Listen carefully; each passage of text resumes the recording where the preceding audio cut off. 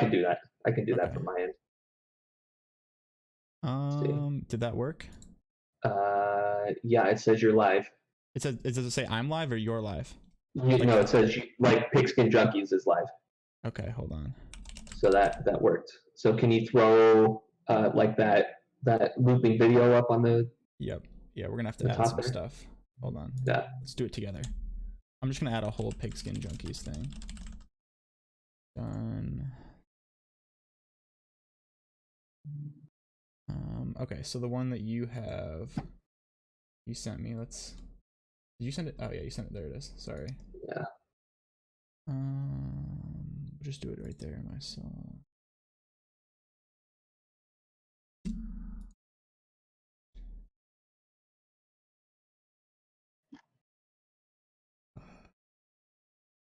Media source, add source. Here, I can add new source. Can you hear me on stream? Good question. Let me see. Go ahead. Try again. Yo. I think you can. Yeah, we can hear you. Yeah. Perfect. Okay, so that's good. So this should be up. All right, can you see this now?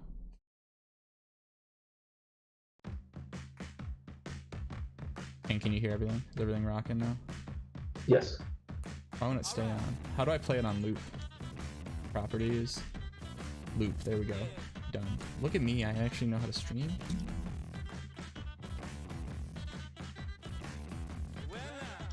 Okay. Yep, you're good. Look at you. It's not too bad.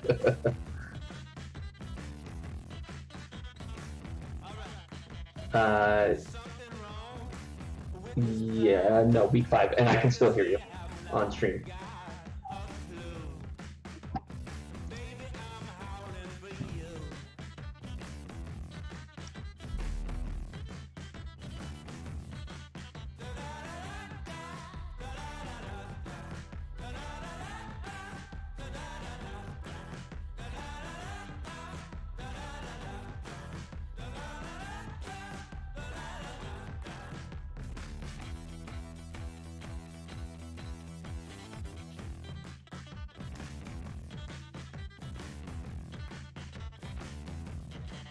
I can hear you in Discord, not on stream. Let me see. Hold on.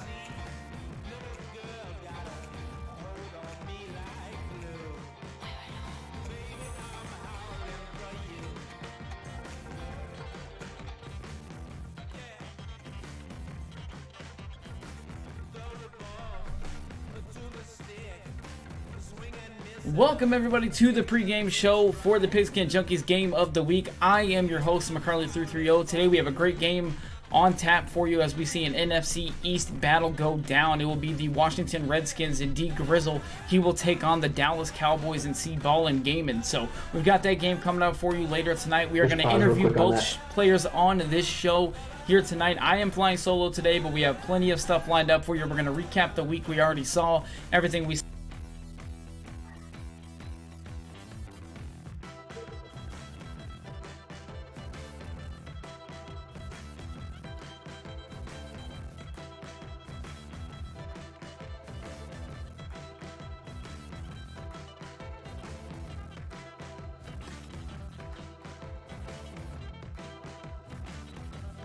Okay, I'm gonna hop off. I'll type in our Discord. I don't know why you're going.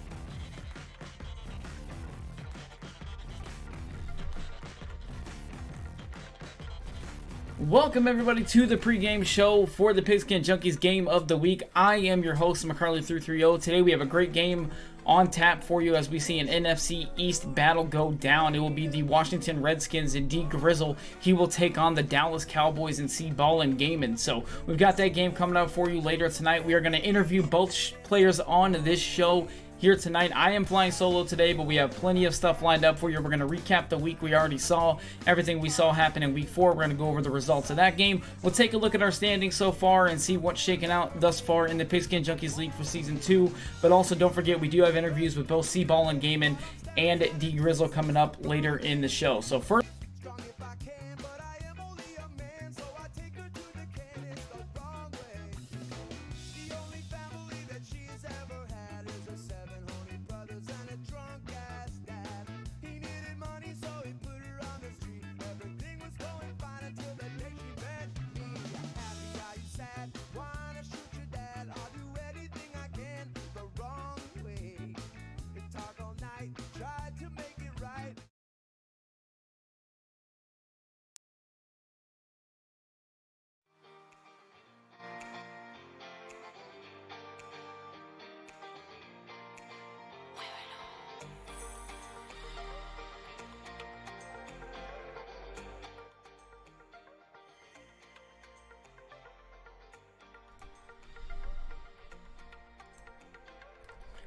welcome everybody to the pregame show for the Pigskin Junkies game of the week. I am your host, McCarley330. Today we have a great game on tap for you as we see an NFC East battle go down. It will be the Washington Redskins and D Grizzle. He will take on the Dallas Cowboys and C-Ball and Gaiman. So we've got that game coming up for you later tonight. We are going to interview both players on this show here tonight. I am flying solo today, but we have plenty of stuff lined up for you. We're going to recap the week we already saw, everything we saw happen in week 4. We're going to go over the results of that game. We'll take a look at our standings so far and see what's shaken out thus far in the Pigskin Junkies League for Season 2. But also, don't forget, we do have interviews with both C-Ball and Gaiman and D Grizzle coming up later in the show. So first, let's get down to business. Let's talk about what we saw in week 4 as we get ready for the game of the week here in week 5. So week 4, we actually saw D Grizzle and the Washington Redskins take down my B Cuzzo and the Cleveland Browns. 31-13 was your final there. The Freeze and the San Francisco 49ers taking down CJ and the Miami Dolphins.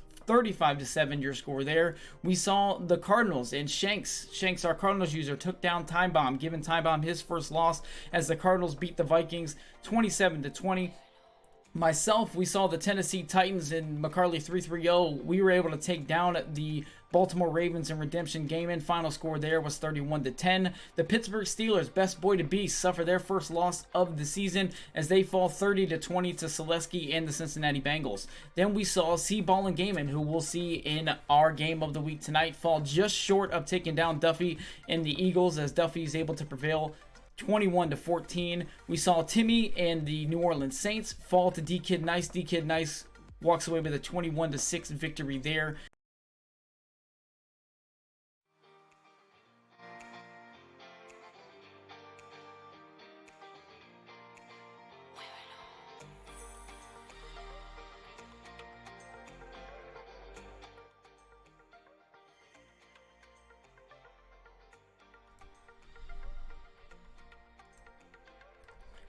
Welcome everybody to the pregame show for the Pigskin Junkies game of the week. I am your host, McCarley330. Today we have a great game on tap for you as we see an NFC East battle go down. It will be the Washington Redskins and D Grizzle. He will take on the Dallas Cowboys and C-Ball and Gaiman. So we've got that game coming up for you later tonight. We are going to interview both players on this show here tonight. I am flying solo today, but we have plenty of stuff lined up for you. We're going to recap the week we already saw, everything we saw happen in week 4. We're going to go over the results of that game. We'll take a look at our standings so far and see what's shaken out thus far in the Pigskin Junkies League for Season 2. But also, don't forget, we do have interviews with both C-Ball and Gaiman and D Grizzle coming up later in the show. So first, let's get down to business. Let's talk about what we saw in week 4 as we get ready for the game of the week here in week 5. So week 4, we actually saw D Grizzle and the Washington Redskins take down my B Cuzzo and the Cleveland Browns. 31-13 was your final there. The Freeze and the San Francisco 49ers taking down CJ and the Miami Dolphins.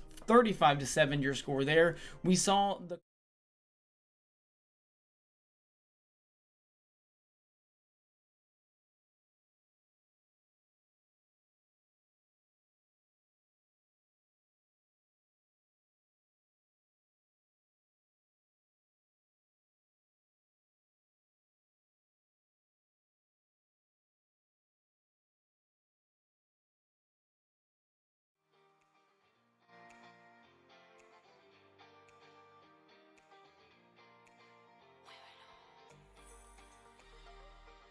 was 31-10. The Pittsburgh Steelers, best boy to be, suffer their first loss of the season as they fall 30-20 to Selesky and the Cincinnati Bengals. Then we saw C-Ball and Gaiman, who we'll see in our game of the week tonight, fall just short of taking down Duffy and the Eagles as Duffy is able to prevail 21-14. We saw Timmy and the New Orleans Saints fall to D-Kid Nice. D-Kid Nice walks away with a 21-6 victory there.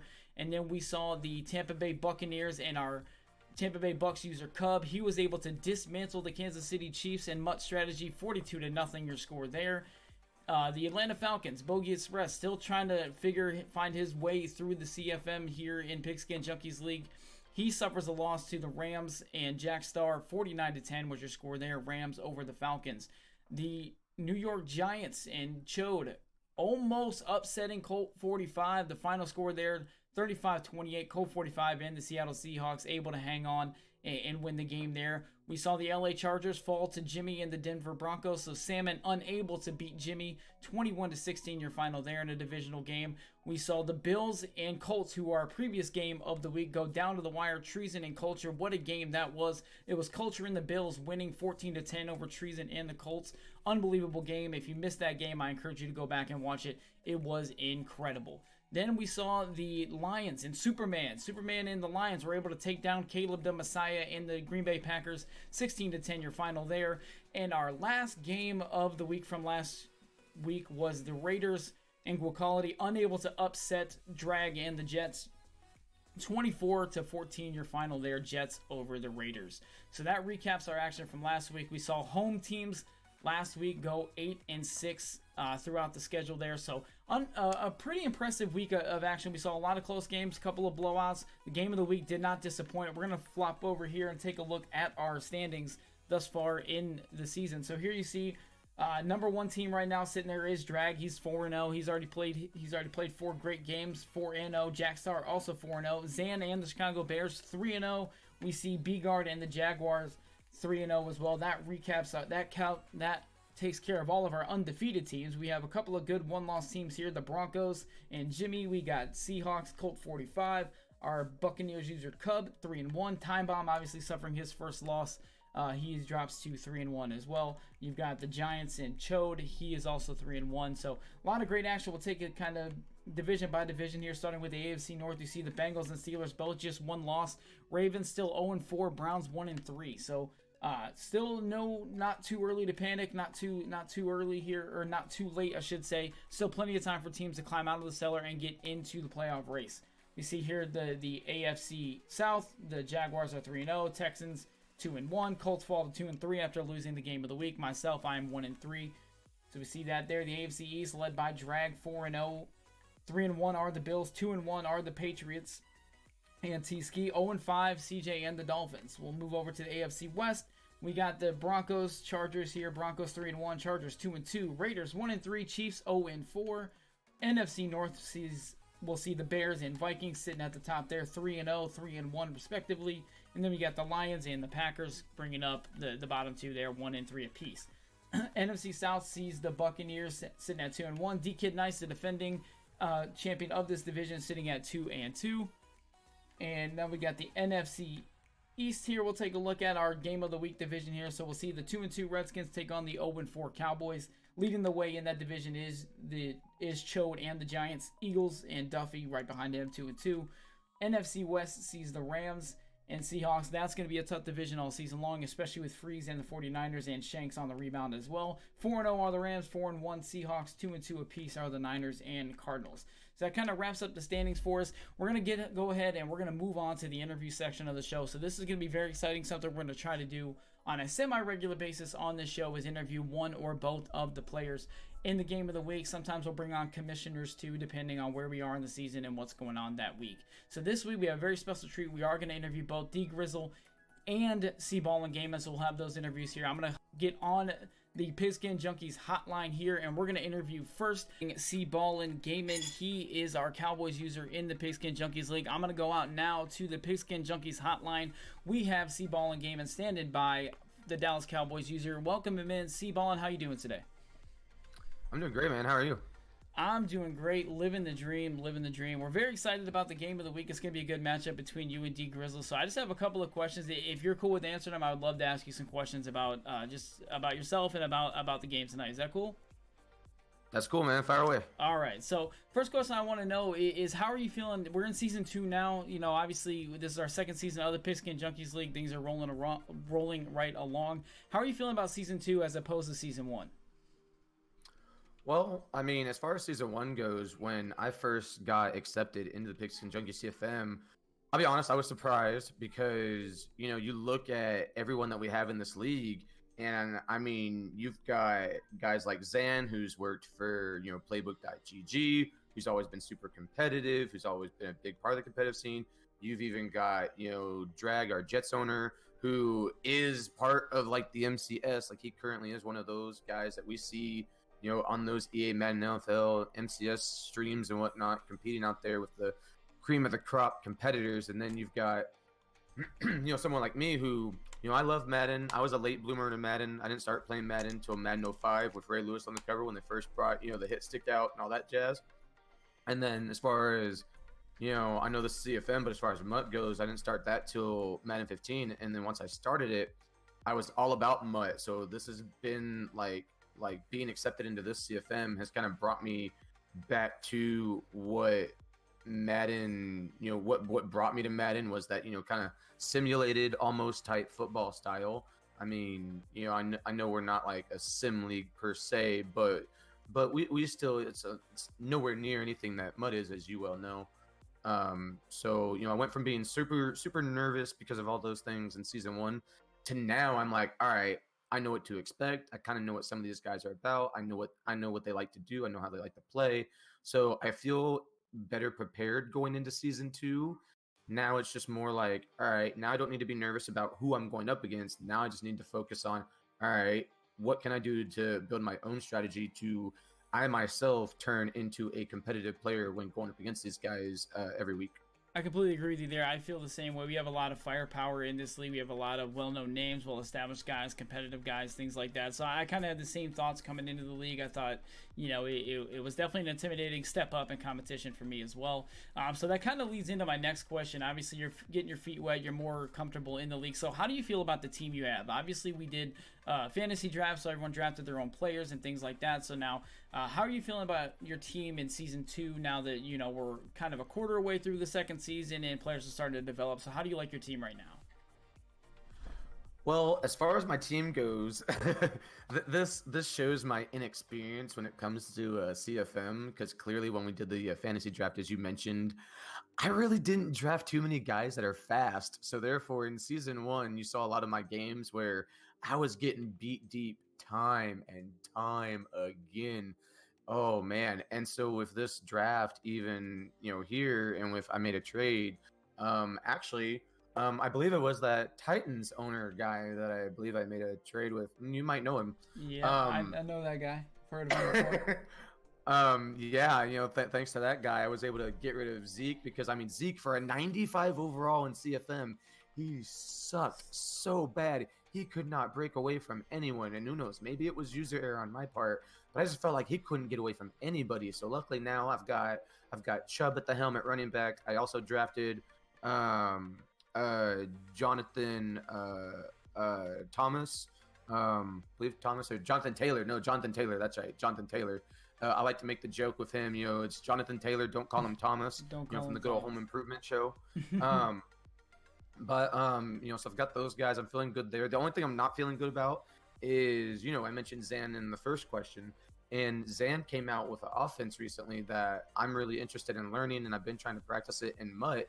But come to find out, though, I do have Jimmy G as my starting QB, and then I've got Ryan Tannehill as my backup, just in case, you know, God forbid something happens to Jimmy G. I at least have a comparable, you know, fallback plan, right? Well, they're both field general types. What I'm sad about is I didn't have the foresight to think I need to dev bump one of these guys to be a superstar. I know Jimmy G could have been bumped up to a superstar because right now he's a star, and if he's a superstar, I'd be able to put Hot Route. I'd be able to go through and re-roll him to get Hot Route Master on him, because I need Hot Route Master to try and run this offense that Zan had recently come out with that I'm trying to learn. So I feel kind of handcuffed there. I kind of feel like, oh well, I can't really run the offense that I'd like to be running at the moment. But at the same time, I know enough in the playbook that I'm comfortable in that I could do some damage with Chubb and with Taylor. So that being said, I feel good there. Defense, I've got Anthony Barr. I specifically went after him for my user for defense. Micah Hyde, so far, I was super excited to get him, but at the same time, so far I've been kind of disappointed in his play. DeMarcus Lawrence, I got him. He's been phenomenal for me. Coming off the edge. So overall, I feel good. Still so far, I haven't really caught too many breaks against my opponents. So right now, I'm going through the struggles of being 0-4. But where we're at so far, I feel really good. My last game was against Duffy, our Eagles owner, and yes, it was another loss, but this time I only lost by 7 points, which is huge for me. I had my defense stepped up, made some plays. I had a few runs go the distance. So if I can carry that momentum and build off of that from that last matchup, I think we're in really good shape. Sure, yeah, I noticed that game was very close between you and Duffy, and Duffy's a tough out. That's a good player, so that's something definitely to learn from and kind of take pride in. So that actually, what you said about your game with Duffy kind of leads into my next question. You have a divisional game tonight against D Grizzle. So the question really is, what's your strategy going into the game when you do play D Grizzle? When you guys are out there, when you pick up the sticks, what are you looking to start? What are you looking to establish? What are you looking to do and accomplish in that game to get the win? Well, I'm definitely not going to do what I did the last game. Good Lord Almighty. So, for those that may not have seen it last season, myself and D Grizzle, we matched up in the final week of the season. Let's just say, for those of you that know Dragon Ball Z, you might know this little meme that's out there that talks about over 9,000. Well, I kid you not, it felt like I threw over 9,000 picks to that man, because his user was all over the place. So therefore, my strategy is definitely not to come out and be a pass heavy offense. I'm going to try and stick to, as I was saying with the last game, I did have some big runs against Duffy. So I do feel like I kind of established somewhat of a foundation now for my run game, because overall, whether it's CFM, whether it's MUT, it doesn't matter.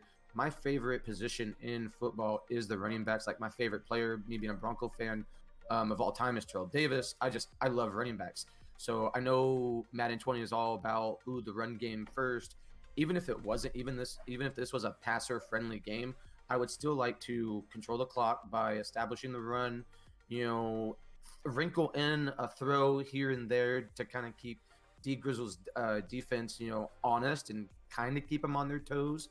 But for the most part, really rely on that run game to maybe set up, I would say play action, but let's be real. With the blitz heavy meta for defense that's out there as well in Madden 20, come on, play action's not where it's at either. So some short dink and dunks, medium type passes at best. I'm not really looking to beat him over the top, because as I said, I really didn't draft anyone that has a decent amount of speed as far as receiver goes.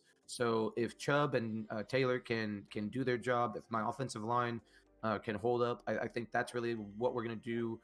Try to establish that early and just keep pounding the rock and, throw when need be. Hopefully we don't get down late, so that way we can continue to rely on keeping the clock in our favor versus allowing the clock to be in his favor. And we can squeeze out our first win of the season doing that. Sounds like you have a pretty sound strategy there. So with that in mind, and with everything that's been going on right now in the CFM, so obviously every user's goal is to win the Super Bowl when the season starts. I don't think there's anyone who would say that that's not their goal or not what they want to do. But outside of winning the Super Bowl, obviously, is there anything else you're hoping to accomplish? Is it like a player development that you want to do, or even like an acquisition before the trade deadline? Anything else you're looking to accomplish this season outside of winning a Super Bowl? Well, rookie mistake that I made for season 1 was, after like the first, I would say the 2 weeks of that season, I went into it and, I didn't do any scouting whatsoever for our draft that we had prior to starting season 2. So therefore I was going in blind. Like, I had to, use one of those Who Wants to Be a Millionaire type lifelines where, I phoned in a friend and kind of had a friend that's not in the CFM. Kind of I showed him what I had and what I was working with, and he kind of went through and was like, all right, well, since you didn't scout, here's what you kind of need to look at. And I'm kind of hoping to get away from that. I'm kind of hoping to, if I just put in the time and the dedication aside from just making sure I show up on time to play my games, but to actually learn the ins and outs of CFM as a whole, from the scouting, from the practice squad players, from how the contracts work, from how to know who to develop and who not to develop when you're doing your practice drills before you actually play your game each week.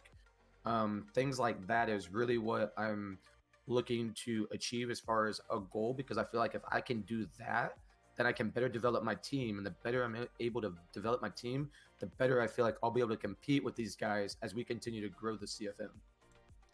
Yeah, that's a great answer, and a lot of good stuff there, especially for people out there who are new to CFM, myself included. Developing players, getting those dev bumps when you can, and figuring out who's the right guy to work on it is very, very important. So I completely agree with you. That's not a bad goal to have. It's very similar to one I have for myself as well. So one last question, we'll get you out of here with this question, and it has to do with your game tonight. So obviously, you guys are duking it out division battle. So who's gonna get the last score? Who scores last, you or D Grizzle? Me. You? All right. Well, hopefully you're able to get out of that 0-4. I started 0-4 last season too. I know it's tough, man, but you're battling. You played really well against Duffy, so keep carrying that on. Good luck in your game against your Grizzle. We'll see you out there on the sticks, and thank you so much for joining us today. Hey, appreciate it. Thanks for having me. No problem. Yep. All right, so there you have it. Some really good stuff there from C-Ball and Gaming. Really appreciate the insight and him taking the time to chat with us today. So we're going to keep this moving right along. We're actually going to move right into our next interview. Like I said, we have both players lined up to interview on this show. So we're going to go back out to the Pigskin Junkies hotline, and we are going to bring in our Washington Redskins user, D Grizzle. He is on standby. He will be joining us. D Grizzle, how are you doing today? I'm feeling great. Feeling pretty good. I'm doing all right. How are you?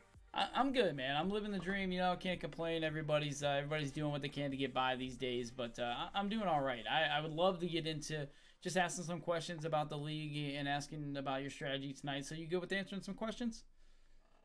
Yeah, that's fine. I'm ready to answer whatever questions you got for me. All right. So the first question, and we interviewed C Ballin on this show as well, and I wanted to get your opinion on this. I'm going to ask you the same question I asked him. How are you feeling about Season 2 of Pigskin Junkies Leagues versus Season 1? I know in your case, you joined a little late in Season 1, so you didn't actually draft the team you have now, but how are you feeling in Season 2 of the league? So Season 1, we started out, I think 0-1. I joined the second week of the season. The guy that I was playing ended up getting scouted by the previous Eagles owner, and since then we've taken on sort of a different approach,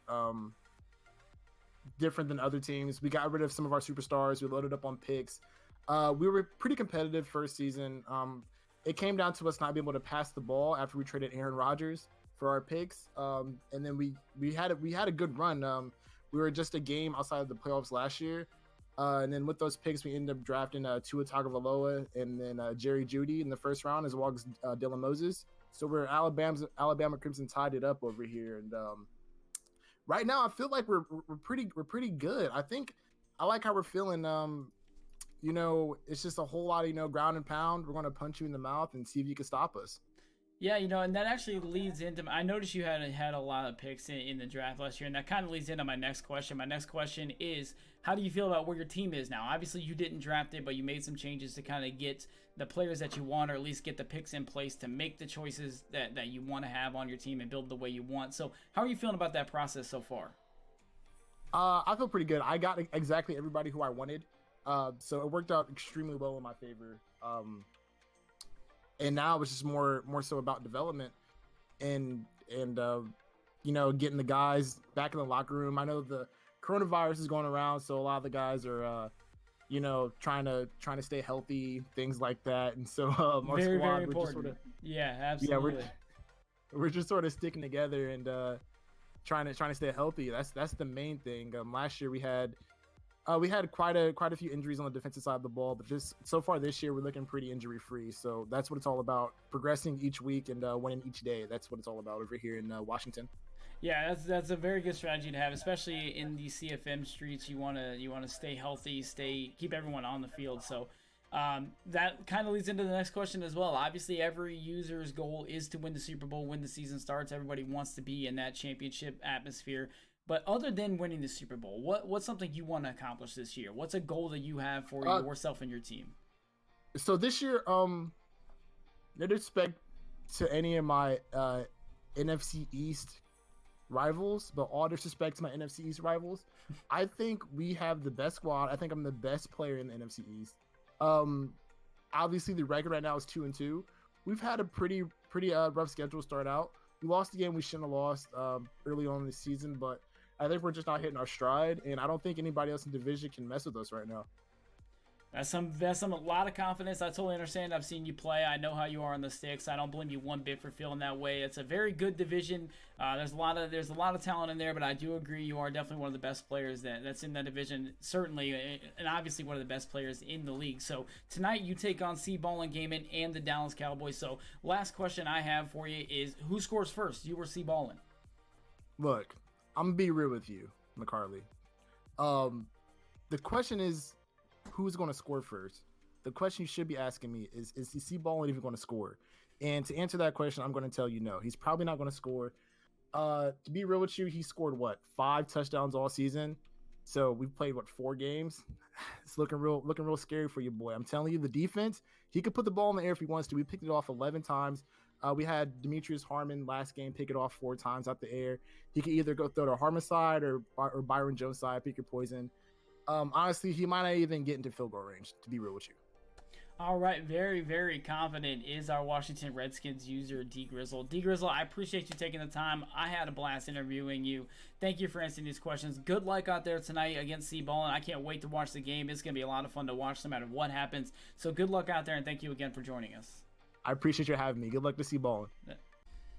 So there you have it. Some very confident words from our Washington Redskins user, D Grizzle. He expects himself to come out on top tonight and by a wide margin from the sounds of it. C-Ballin, we heard him. He feels pretty confident as well going into tonight's game off that game against Duffy. So it's gonna be fun to see how these two guys go at it once they pick up the sticks and once the game kicks off. So thank you so much for joining us here on the pregame show. Again, I am McCarley330. Don't forget to follow us on Twitter at PSJ Madden CFM. You can find all the news and info about our CFM, what's going on weekly with our plays of the week, games of the week, all of that stuff.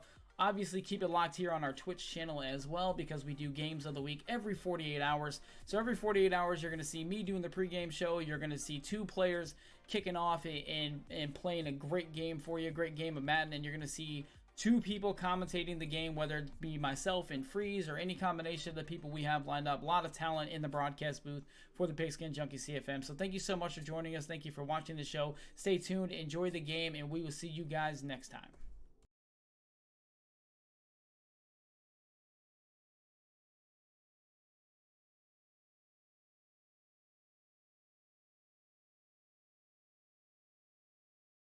What is up, guys? It's CJ Sauce here. I am broadcasting with Jack Star. If you want to go ahead and introduce yourself, Jack, make sure everybody can hear you. How's it going, everybody? Make sure you guys hear me. You doing good?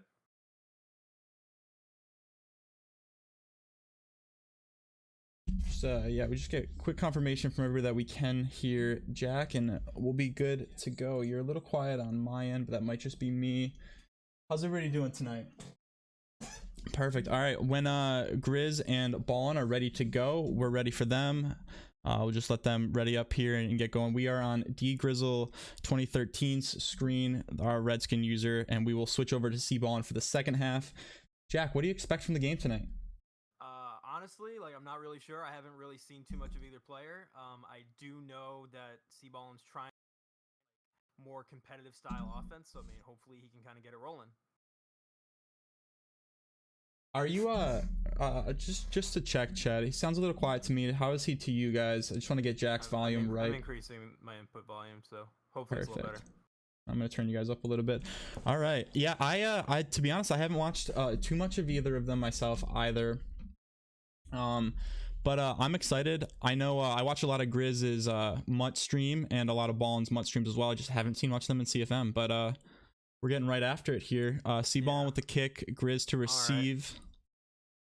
I mean, that's important for him. I mean, considering Grizz doesn't think he's going to get into field goal range, getting the ball to start the second half is going to be huge for him. Yeah, what'd you think about that? That was pretty aggressive to start the game off, you know? I haven't really seen enough of either offense to know, but the confidence, like I'm impressed with the confidence. I love the confidence, and I will say to his point, if Ballin only scored 5 touchdowns last year, I think I would feel pretty good as well. But I'm tanking, so. All right, so we're coming out in shotgun here. Looks like we're gonna try to pass the ball.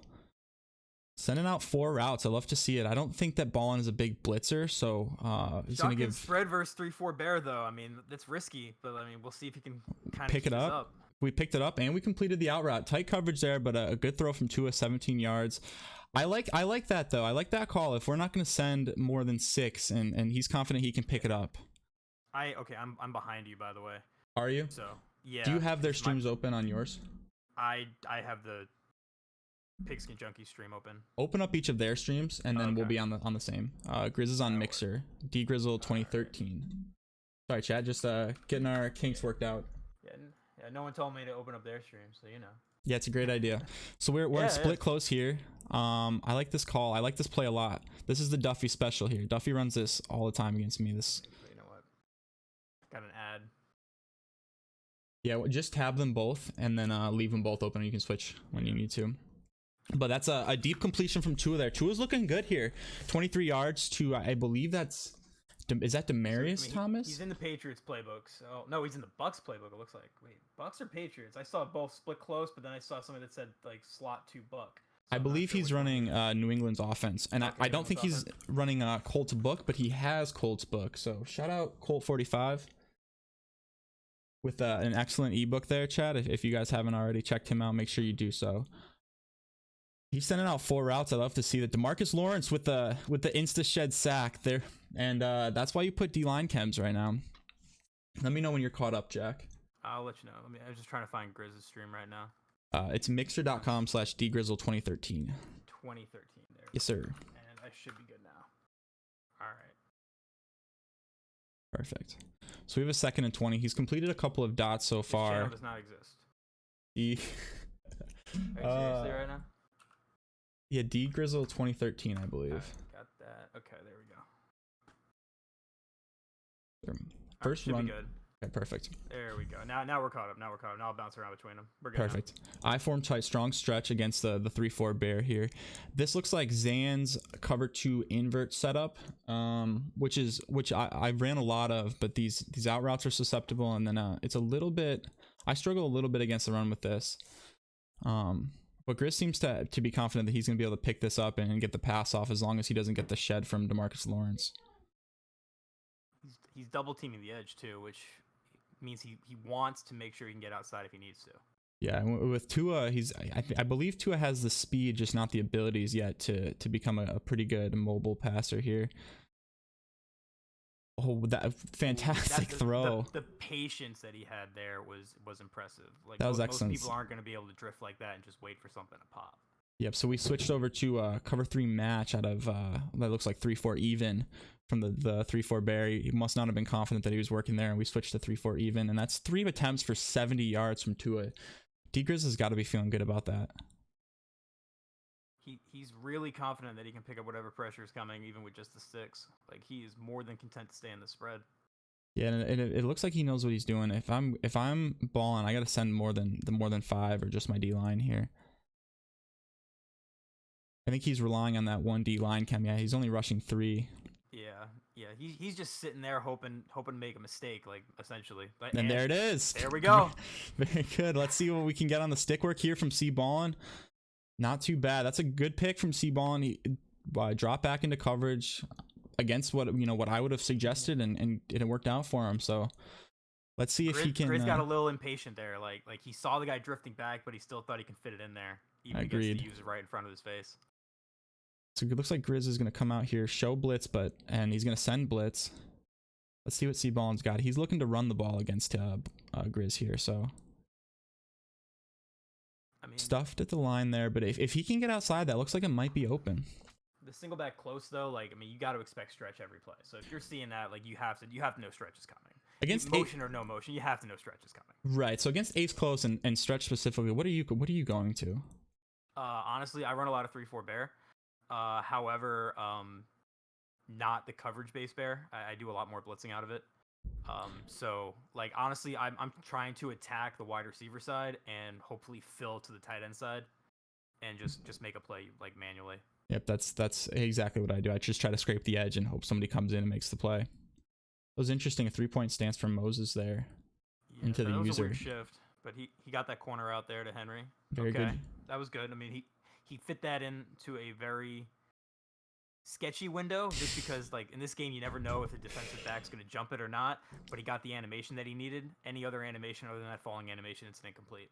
I agree. I'm one of the rare people out there I'm still afraid to throw those corner routes. I feel like I throw a lot of interceptions on corner routes, and I tend to shy away from them, but some people, man, they are unstoppable. But like that window right there, I'm not confident enough to throw that. But well, it's animation. I mean, he got the right dice roll there, and now we come back to a run the other way, but the defense was able to track him down from behind. So this 3-4 odd is the go-to here for Grizz. It looks like, which against the run, I'm gonna feel pretty confident if I'm Grizz, and especially if you go ahead. Only thing though is if he keeps doing this show blitz look with everybody in the gaps, like everybody's so far out of position, there's really no gap integrity. Like he's gonna end up giving up a big run unless his user is completely sound all game. And I think that's what Ballin's relying on here. I think he's gonna stick to the run all game, and he's just gonna hope that he catches a couple blocks on the outside and lets one go. We're here, dropbacks to pass underneath, drag to the tight end for what is that, 2 yards, 1 yard. Really conservative call. On second down, like you gotta at least try to get the first down. Like accepting that 1-2 yards is not gonna get you anywhere. Agreed. I'm okay with the drag. I think you have to let that get outside a little bit more, give yourself a chance to get a stiff arm maybe with a tight end and seal the edge and get that first down.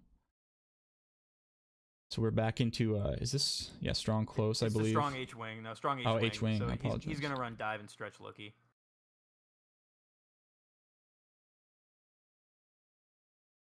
There's that stretch looky, very good call. He gets a good shed there on the edge and makes the play. That looks like it might have had a little bit of room without the shed though, but those Nick Chubb can get armbar, so he's got to work that stiff arm a little bit more. I mean, he's got the star under him, so he's got to use his abilities that he's got given to him. And he can abuse the Nick Chubb too, because he does have Jonathan Taylor with 92 speed as his backup. That was a pick I was really interested in. He took Jonathan Taylor one pick before I was up, which I traded up for. I was a little bit bummed about that, but it was a great pick. And so you can feel good running with Nick Chubb, let him get tired, bring in Jonathan Taylor, build up your rookie, and we're going for a 66-yard field goal here. Yeah, that's not happening. Wow. Like that's just not happening. Like good luck with that. Like he's not going to see that's going to miss, but it's not going to happen. Pretty good math on the fly there. 49 plus 17, chat. And wow, that was a lot closer than I thought it was. That was surprising. I want to know his kick power, because that kicker needs a raise. Gutsy kick attempt, but I like that with that kick power. That was impressive.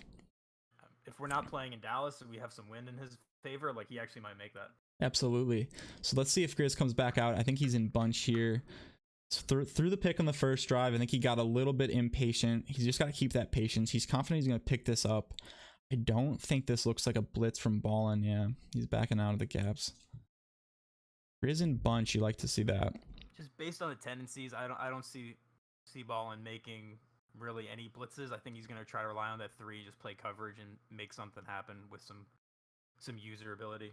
Yeah, there's DeMarcus Lawrence got through there, but a little bit late. Good corner out from Tua here. 3. Oh, they called that incomplete. I'm sorry. Wow, that's unfortunate. I thought that was a completed pass.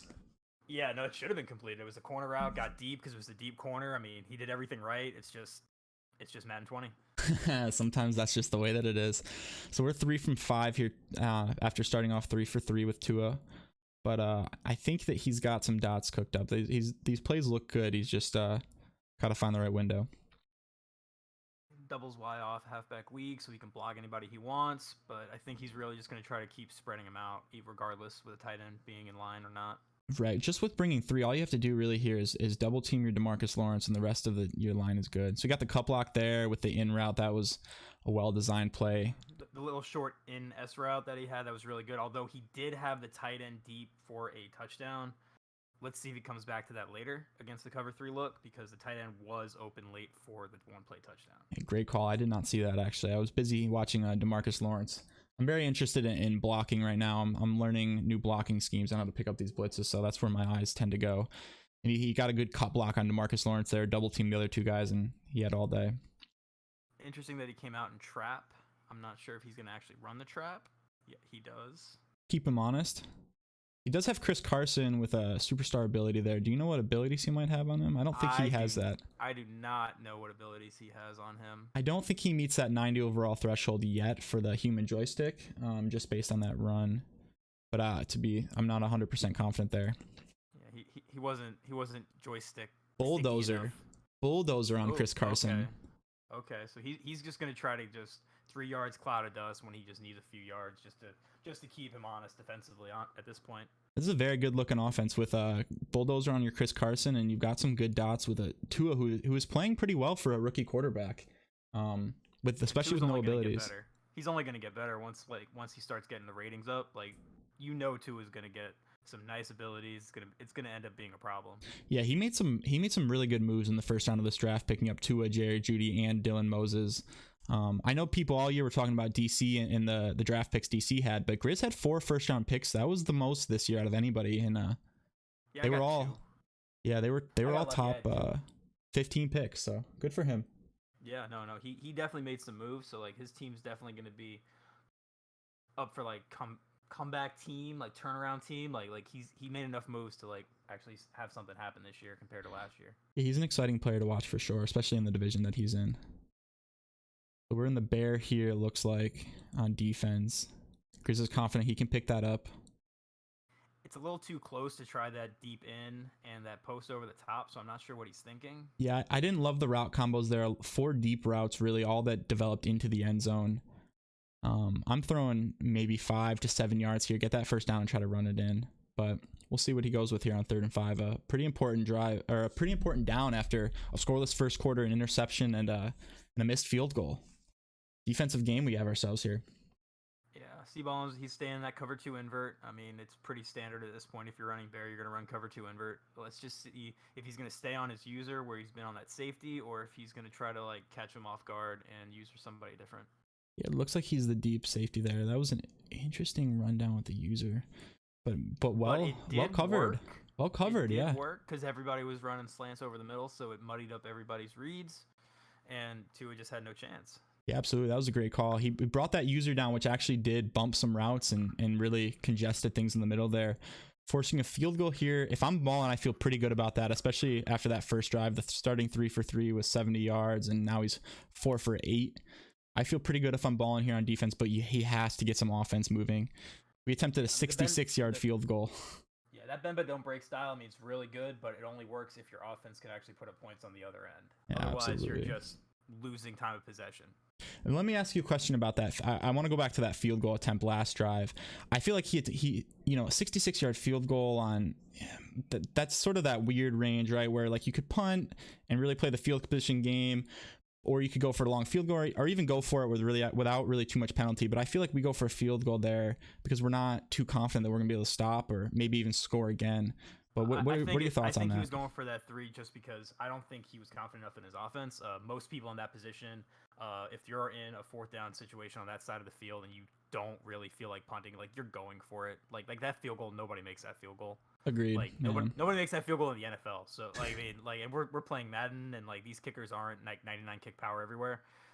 He should have gone for it. It would have gave even worse field position anyway, because you're giving up 10 yards on top of everything else because of how far back your kicker is. So you're automatically giving better field position. I agree completely. It was close, but I'd rather go for it, get 3 or 4 more yards, and a 4-yard punt's better than 0 that we got there. So, but yeah, I do think it comes back down to confidence in your offense, and I just don't think that's there yet for Ballin, but I think that he'll get there.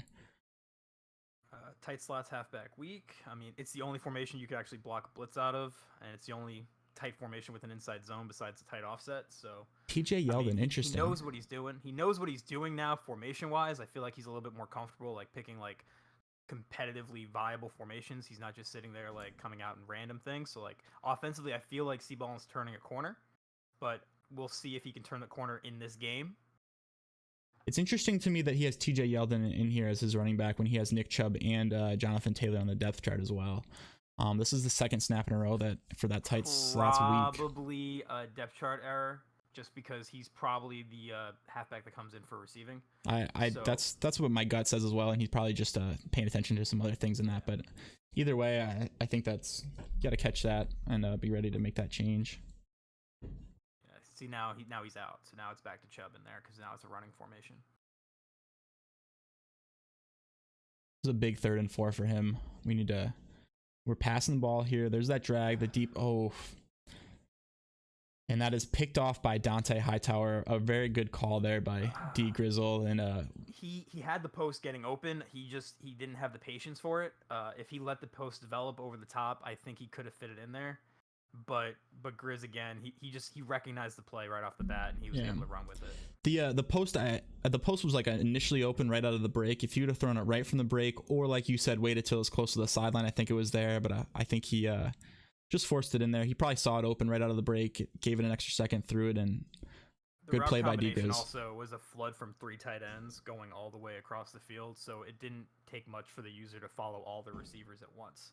He didn't give enough spacing. He didn't put him in conflict anywhere. That's a great throw to the comeback there. A very good call. And C-Ballin needs to get some pressure here. He's just letting Tua walk outside, hang out, and throw it to whoever gets open. His defenders are playing off coverage, off zone coverage. That comeback's going to be open all day, especially without any pressure. Like, he can sit there and throw that all day long without even a question, as long as that defender sits back and waiting in that zone. Yeah, and I think we need to get in my opinion, I think there needs to be a spy out there, because Tua's rolling out, but he doesn't have escape artist. He doesn't have anything like that. So in my opinion, I think if you throw a spy there, you can send a spy after him, and Tua doesn't have the escapability yet without the abilities right now to get away from it. He's not going to get all of that time. And you're not getting pressure with the D-line anyway, so... Yeah, I mean, the spy at least generates some pressure that's otherwise just non-existent at this point. Like sending 3 is not going to cut it. No, he is going to try 1-4-6, but against this formation, that's probably not the best idea. Yeah, I'm audibling to dive here. It's not a 1-4-6. It's actually... Was that a bench blitz? I don't know. It had 3 down linemen, so I don't think it was 2-4-5 odd. Yeah, which... 3 busting, man. Okay, it was 3-3-5 odd. Okay, he was 3-3-5 odd. Okay. Good call on the strong stretch there. Subbing in Jared Judy in the gaps here. like that's just not a good idea against an eye tight like that. No, that's a look. If you're an eye tight, I love that. I love that look. It can audible right into dive and have a good time right down the middle. Dive, stretch. I mean, you can get a peak zone bubble still here. Too, and now you can't motion the wide receiver either. Great call on the bubble there to Jerry Judy. Good RPO. Fantastic play call. You could see that schemed up. He had the exact look he wanted. He knew he was thrown to that bubble. He subbed Jerry Judy in for the tight end on that play. Feed your rookies. Get those XP points. That was a great call by D-Grizz. Yeah, RPO, I mean, you only need a few yards in the red zone to get the touchdown. So, I mean, even though you're not going to turn up field that fast because it's Madden, he at least was able to get the few yards that he needed. Yeah, I really like that call with the 2 blockers in front too, and you're giving it to your rookie who needs those XP points right now. Overall, I'm really big fan of that call. I think he did a good job there. So we if we're C-balling here, we got to get some points on the board now. He's had some plays that have looked all right. It's just the mistakes I think have been killing him. So I know it's only 1 pick so far, but offensively he's just kind of bouncing around formation to formation to try to see what works. I don't feel like he's comfortable enough yet in any specific formation. Yeah, and there's that dive against the Sen 7. That's not going to cut it unless you're really bouncing it outside. He had the stretch. He had the stretch to the left if he had called stretch. Unfortunately, obviously, it was the dive, but stretch was looking good to the left against that front. Yeah, the only way that you're going to be able to run the ball that I've seen against the Sen 7 is if you can get a stretch around the edge and you can steal that edge off with a block or two. You still sort of are afraid of block sheds, but that's your best chance if you're going to try to run the ball against that. Grizz coming out 3-3-5 wide. I feel like he's just gonna be content playing a little bit more coverage based now because I don't think he respects the offense enough at this point to do anything else. No, what's interesting is he does have a spy on the field against Jimmy Garoppolo. I think that's probably just like a force of habit, muscle memory type of thing in this play, but I don't see Jimmy Garoppolo running around anywhere, do you? No, Jimmy's not going to get out of the pocket even. Like Tua's got a better chance of doing that at this point. Yeah, but that was a really nice out route though. Like that was the right call at the right time, off coverage, out route. Just get it in third and manageable. Yeah, let's see if he can keep it up. He's just got to keep scheming. So we have a cloud flat on the left. So Grizz is taking these out routes away now. He won't let that happen again, but we'll see what Ballin draws up here. Like I don't see him blocking anybody, which gives me pause just because I don't think he knows these defensive fronts enough to know when to have to block extra people, when to have to do certain things. So he's blocking the halfback, I think, mostly out of habit. Yeah, I think he just blocked that because you can see he blocked the halfback but didn't slide away, so he had a double team on the middle. The edge rusher was about to shed there, so I think part of it is he is having trouble setting up his blocking to be able to manage some of the fronts he's seeing from Grizz. And Grizz is mixing up his defense, which I really like that he's going to a lot of different defensive calls here. He's blitzing sometimes. He's 3-3-5, big nickel, 3-4 odd, a lot of different play calls, keeping it unique so Ballin can't get into a rhythm, and it's working. Yeah, you don't usually see that in Madden. Usually you see someone sitting in a very comfortable defense that they know and just making adjustments out of that. But bouncing around from formation to formation is like making it a lot harder for somebody who's not comfortable enough in their offense to make something happen. Yeah, it's a unique game plan, but it's working very well. And he's doing the same thing on offense, which you like to see as well. He's bouncing around from formation to formation, but it feels like it's with a plan. We got X trail here from split close out of the pass book. Motion out the post. Looking deep to Jerry Jeudy. And almost a good play. He got the diving animation, but could not come down with the catch. That's the only diving animation that's not a catch, yep. Unfortunately. Every other diving animation's a catch other than that one. It's an interesting play call. He did throw into coverage, but I think he was hoping for a better animation, trying to feed his rookie there, hoping to get some yards before the half here. He's got 2 timeouts. He can really make something happen. And that the 4-man front there finally gets some pressure on Tua. He did not leave the pocket, which I thought was interesting. It's like the first time he didn't leave the pocket, and it was also the first time that the pressure actually got home. Mm-hmm. And we call it cover 9 out of 3-4 even from Ballin there. I think Ballin is also sort of mixing up his play calls as well on defense. Left 3-4 bear, went to 3-4 even. Expecting cover 9 the pass. Did a really good job of covering the corner out though, because it looked like halfback wheel off rip. And so the covering that corner out took away the initial read, and so it at least gave him like a questionable read, and then that's how the pressure got home. Now what is Grizz doing here? I don't know. And this cover 4 lock is also really interesting. That was a interesting play call. Interesting. That was an interesting play. It is Madden 20 though. 3rd and 20. You see a lot more inside zone stretch looks than you would ever expect. Yeah, it's Madden 20. It's 3rd and 20. I'm gonna run the ball. Like it's the first year ever that your initial call is, you know what? I'm gonna try a run because if I break a tackle, it's gonna be a touchdown. And you're confident too. I was playing a guy today, and his only runs in a game were 3rd and 27 and 4th and 31, and both of them went for first down conversions. So. Can't knock it. Would not be me, but I mean, it's how the year is. Yeah. How the year is. Absolutely. So we have 40 seconds left. This is huge that he got that stop there. That was a really good defensive possession for Ballin. Now, so hopefully he can capitalize here, get some points on the board, get his confidence going for the second half, and make this a game. He is running a meta formation now, so let's see if it kind of generates something. Just because now this is a good front against that sort of defense.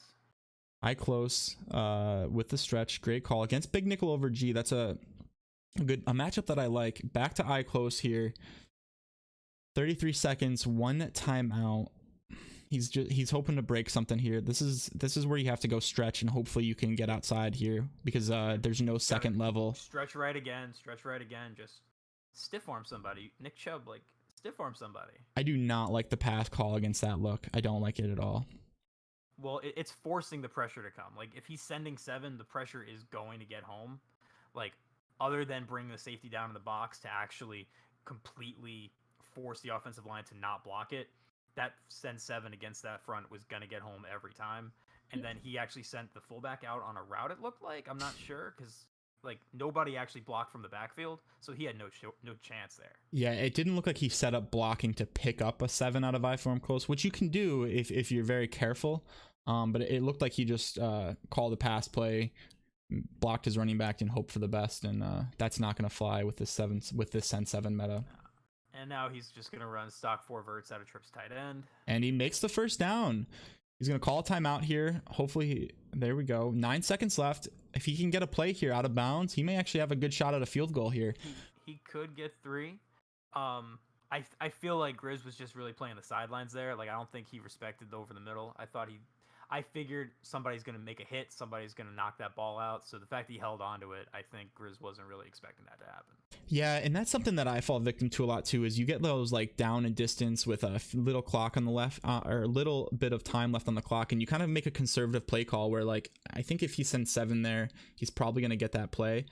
But C-Ball not going to be able to get the spike off here, unfortunately. But that was a good completion over the middle. Promising couple plays there. Hopefully for the second half, he can build on those and make something happen. No. We are going to go ahead and switch over to... I'm coming right back out in those formations right away. Like those formations were working. Like, it's not, quote-unquote, a sim style of offense coming out in trips tight end, again, first down, second down, third down. But it's working. Like, I'm staying in that if I'm him, just to try to get some offense going, because it seemed to be working against the defense. Yeah, and so those were 2 good plays. I do think Grizz got a little conservative there on his play calls. He dropped back into coverage, maybe played the sideline. So we can't rely on that, but you have to feel good that you made a couple good plays there. We are going to follow C Ballin for the second half here. We gave D Grizz the first half, and it'll be interesting to see from C Ballin's perspective now what these look like to him and what the adjustments are. I'm especially interested to see the blocking from him. The RPO was there. I mean, either way, he could have ran the stretch, because stretch works regardless of the defensive front. But the RPO bubble was there too.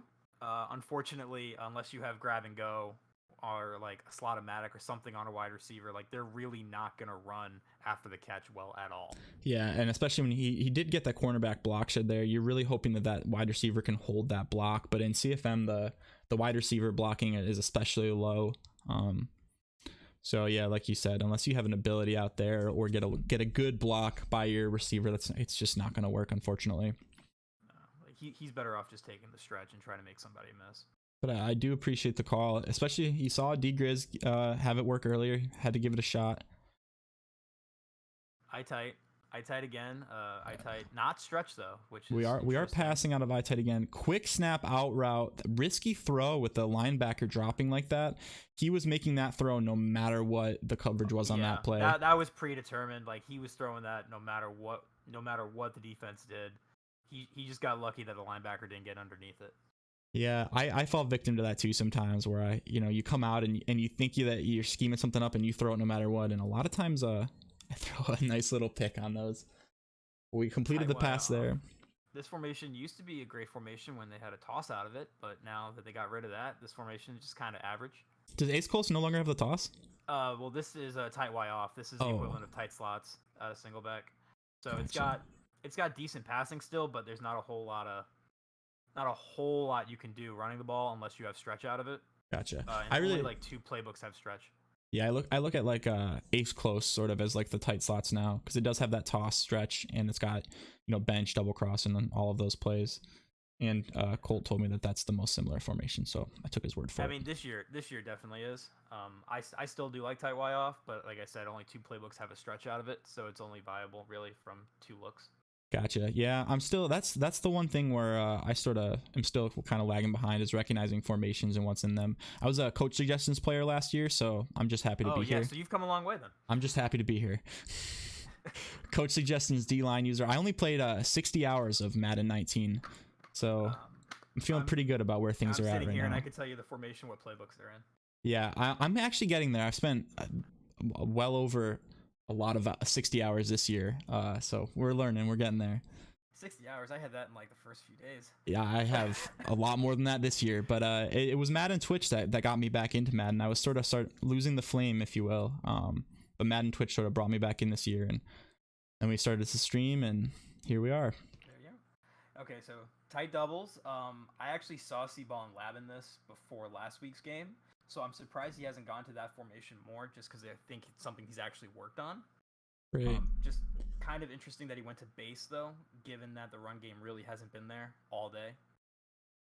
Yeah, it's I know his game plan coming into this was to run the ball, and Grizz has done a pretty good job of locking that up so far, and the pass game just hasn't been here for Ballin. But 10-0, I think he still has to feel pretty good about where he's at, all things considered, based on, you know, the stagnant offense, and you know he still has this. So he played effective defense, and it's just been kind of not really even like stagnant, but it's just kind of like the offense just kind of been there. Hasn't done anything terrible, just hasn't done anything good either.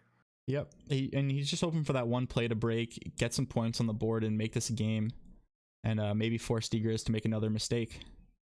Grizz is not giving up that out route. Or the slant there. I don't love that call. That is the one thing about CFM that I've noticed it's a little bit different than MUT, is my receivers seem to get bumped a lot more in CFM. I don't know if you've noticed that, but they don't have the release ratings yet. Like, you're playing MUT, like wide receivers are 98 speed, 99 release, 99 beat press. Like they're just so much better. Like, CFM does not have that. Yeah, and even like across the middle, and maybe that's route running, but I do notice like my receivers get sort of jumbled up in the middle of the field more often than I see in MUT. Is that something to do with route running? Yeah, definitely a route running thing. Also, like play recognition, defensive play recognition too, because if the defenders' play recognition and pursuit is really bad, then they're going to be out of position, which then makes the offensive players even more out of position, because then everybody's just kind of in like a pile in the middle of the field, so it's a mess.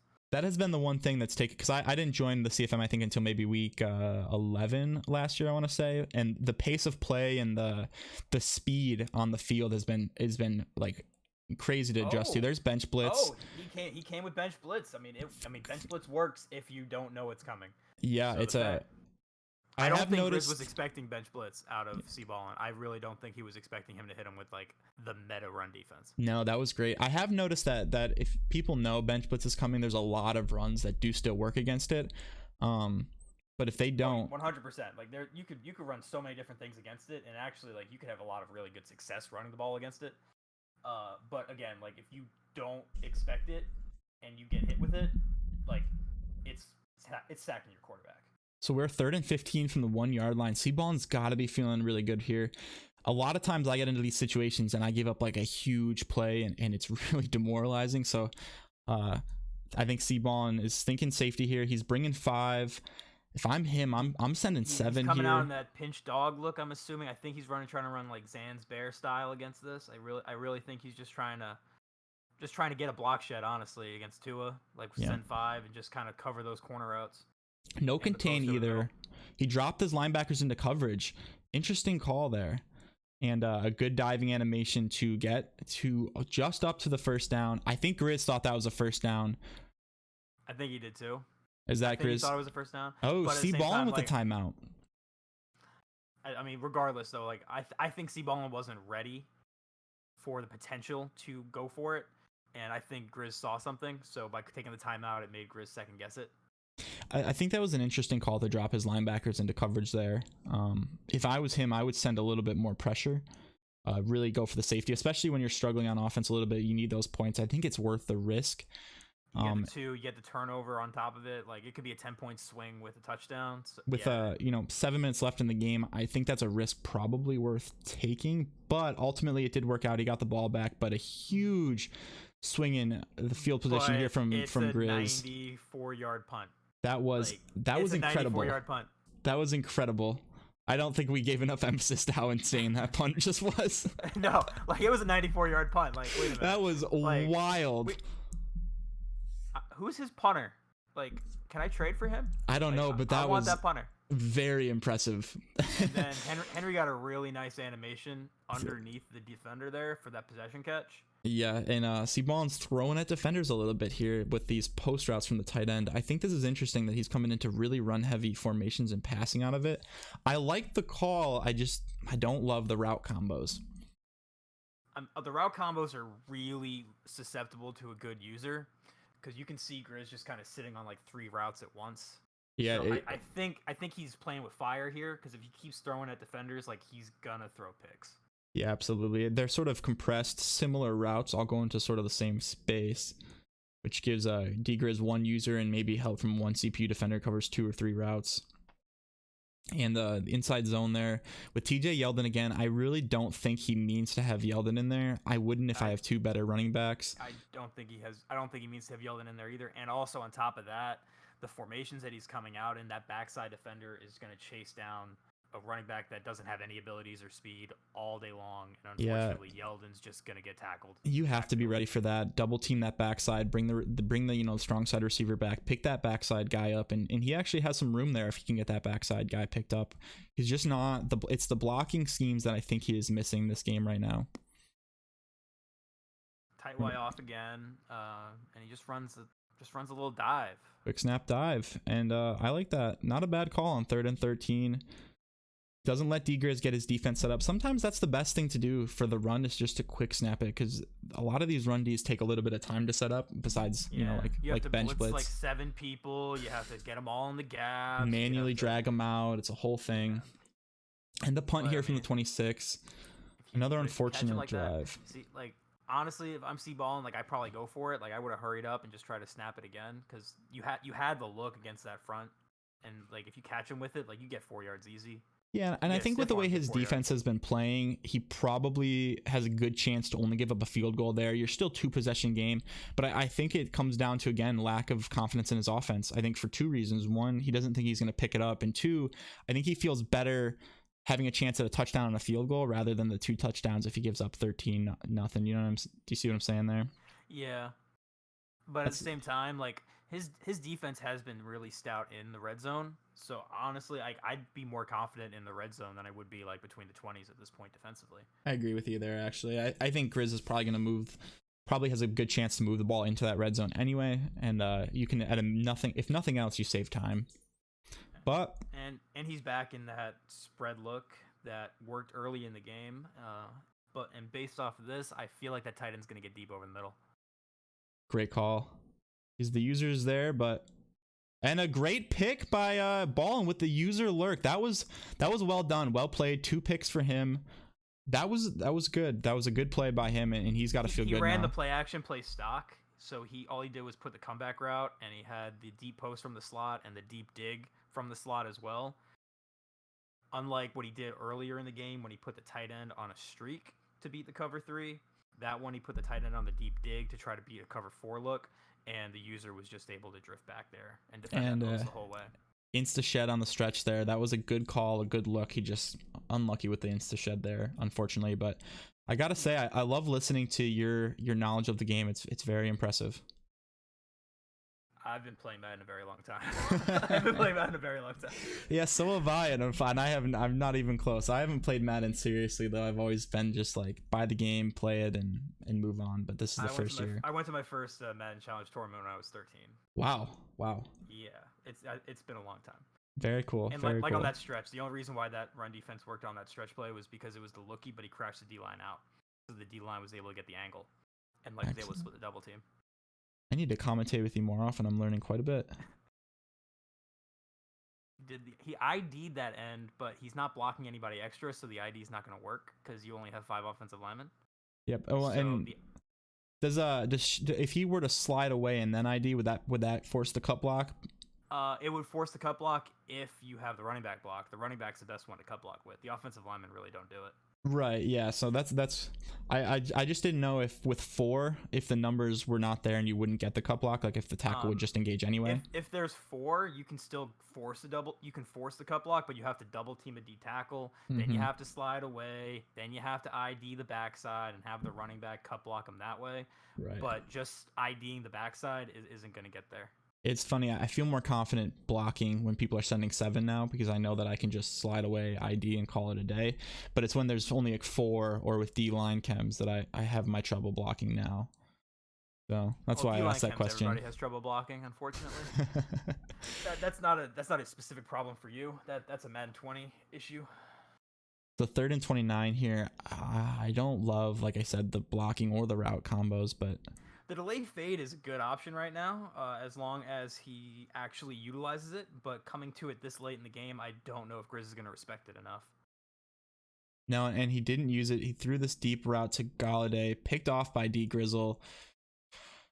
I see what he's, you have to take that shot there, 4 minutes left, but I do think that delay fade, you were right, it was there. If he would have, slowly rolled out left and let that go, I think he gets a lot closer, makes it fourth and manageable, but nevertheless, we threw an interception there and back on defense. Hopefully he can get Degriz to make a mistake. That tight doubles route too, like that's like one of the worst wheels in the game because it breaks upfield at a 45 and then vertical. There's no real wheel to it. So it doesn't beat man coverage well. It doesn't beat zone coverage well. So it just kind of runs into coverage. And his receiver isn't fast enough to get by a defender. And then that's how it gets picked off. Gotcha. All right. Wow. I didn't even know what route that was. Out of tight doubles, there's a wheel that like literally the wide receiver breaks upfield at 45 for like 4 or 5 steps and then just straight upfield. And it doesn't beat any coverage. Like you get rid of it. You put it on a streak route. Like that's how you should run that play. Gotcha. So the inside zone here again bagged pretty well with this cover 2 invert. So it's like 3-4 bear. Yeah. Like, inside zone's not going to work against this. It's funny, we talked about this and we said, he probably should have just gone for it because either way, Grizz is back in the red zone, but it's just a lot of clock shaved. I know it was because of the pick, and a good seam route there against that cover 2 invert. That is the one place that cover 2 invert, in my opinion, is the most susceptible, is those seam routes. If you can sneak them in, they're pretty deadly. Well, he had the linebacker in a cloud flat, and then he didn't actually have a deep zone because the cover 2 invert obviously is playing the outside, so that's not going to cover the seam. So his safety wasn't playing in any of the deep zones. So he had 2 safeties both playing hook zones. So they both drifted upfield towards the quarterback instead of trying to sit like at the goal line. He would have been better off just playing a cover 2 or just like dropping the safety in the box in the 3-4 bear into the deep half, and that actually probably would have been picked off. And so against that, let's say he runs stock cover 2 invert there. Do you think the seam's still open? Stock cover 2 invert, yeah, seam's still going to get open. Right. The purple zone's not going to get out there in time, unfortunately. All right, so we're now at 17-0. Unfortunate 7 points off of the turnover there for C Ballin, and it looks like he's going to come out and single back ace here, and he hasn't done the best job out of this formation yet, but I think he's hoping he can break a play out here. Based off those audibles, I feel like there's not a whole lot of choices here, so like the stretch makes sense. Unfortunately, against that front, like he's not going to get the blocking he needs. And you can see the frustration on Ballin's face. He has been bagged this whole game. He's having a tough time. That was do you think there's any situation where that stretch breaks there? That stretch specifically, not so much.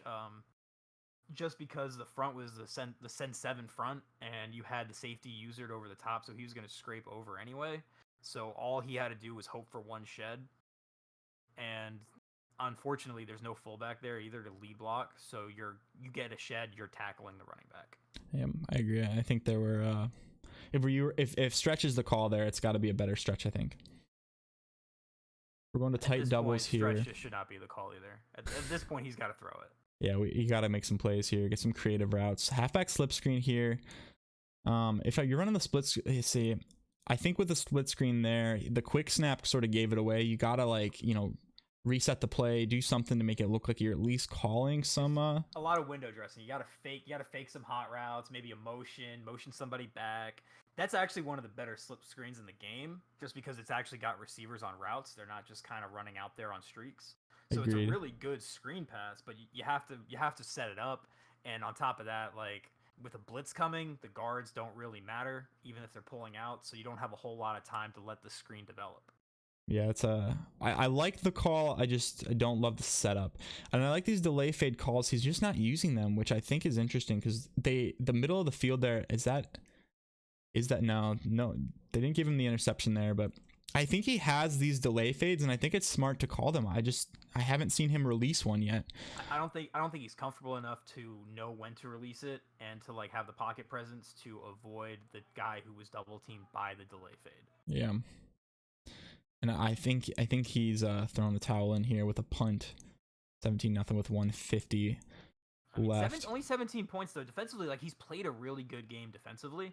Absolutely. Unfortunately, his offense has just been really stagnant this whole time. Like he's tried a lot of different things, just trying to see if something works somewhere, and then something pops, but then it just kind of just doesn't go back to it. Like Yeah. a good run, but he doesn't run it again. Yeah, and I will say 17-0 feels farther than the game actually felt watching it too. I think that, a pick bet to the 17-yard line and one seam, and it's a 10-0 game, so I do think the score is a little misleading in this case. Seaballin has played very well on defense, just couldn't get it done on offense so far. I think Grizz is down in XP mode here, trying to get Chris Carson some more XP.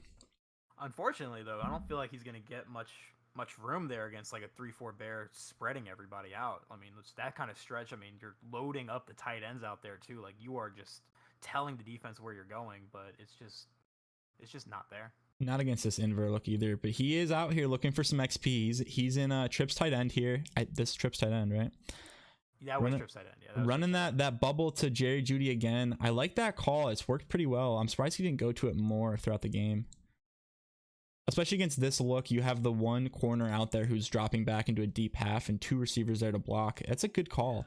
Yeah, trips against 3-4 bear is really tough unless you know how to adjust out of 3-4 bear like extremely well, because if you're sitting there in the base cover 2 invert, the sidelines are wide open. Like you have to make some adjustments to those corners in order to actually defend something. And that's a good stretch. Just I don't love the juke inside there. I think if he sticks with that, he's going to get some yards. But good, another good stop by Ballin, and maybe he can put some points together here. A minute left, no timeouts. He's still got a chance to put a touchdown on the board. He definitely has a chance to get some points. I would not be surprised if he gets in field goal range and then just tries for 3 points just to say he wasn't shut out. Which I do think is his kicker can definitely make it. I agree, which I think is reasonable.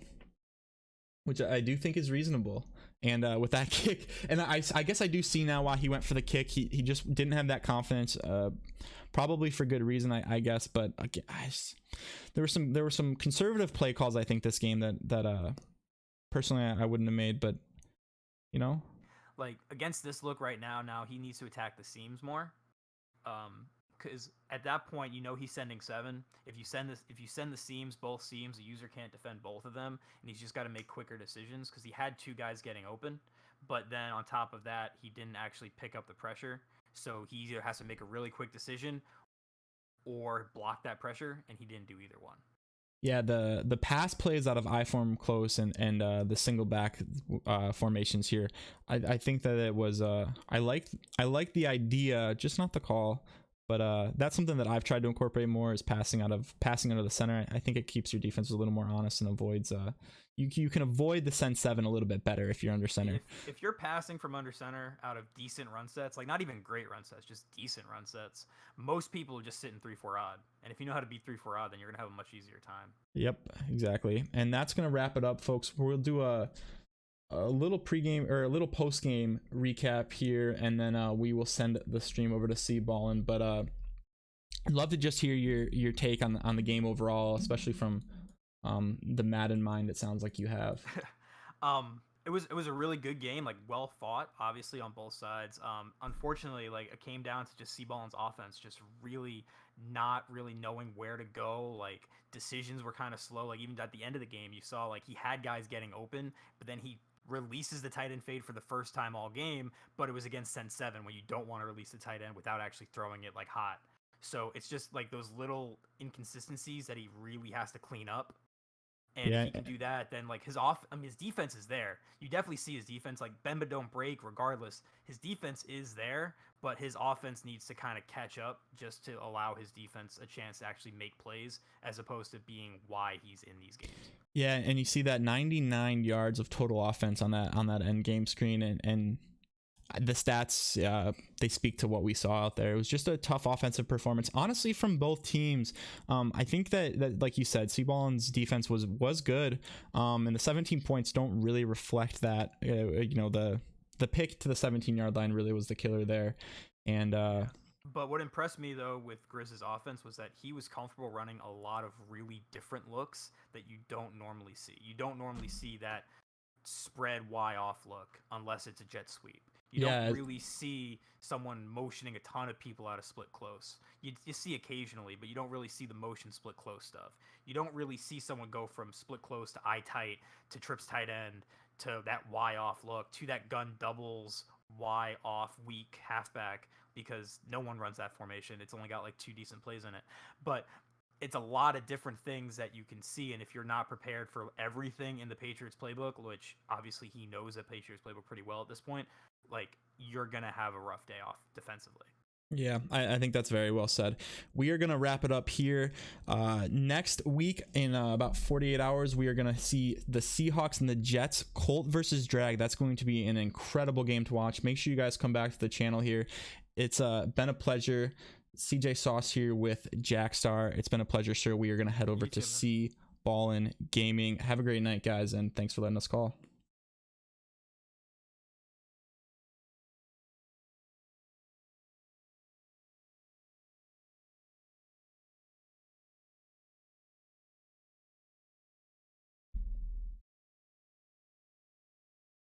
All right. Good job, man. That was fun. Yeah, that was a lot of fun. Good. A little technical difficulties at the beginning there. I think Colt was a little bit mad at me. And I mean, and I had the technical difficulties during it because I didn't have their streams up because no one told me to pull their streams up. It's all right. But then I heard like that I was like delayed. I'm like, timeout. I gotta fix this delay. Like, no, I think overall though, I think that went pretty well. I had a lot, dude. It's a lot. This casting is actually a lot of fun. Way more fun than I thought it would be. Like I said, like, I mean, like casting's like, it's if you know the game, like it's not that bad. Like, I could see people having a hard time with it if like they don't know what they're looking at. Like, yeah, and I will say, I feel the more that I do it, this is the second one I did, but if I keep doing it, I feel better. Because like I said, I was a D-line user, I was a coach suggestion guy last year. yeah, but that's rough.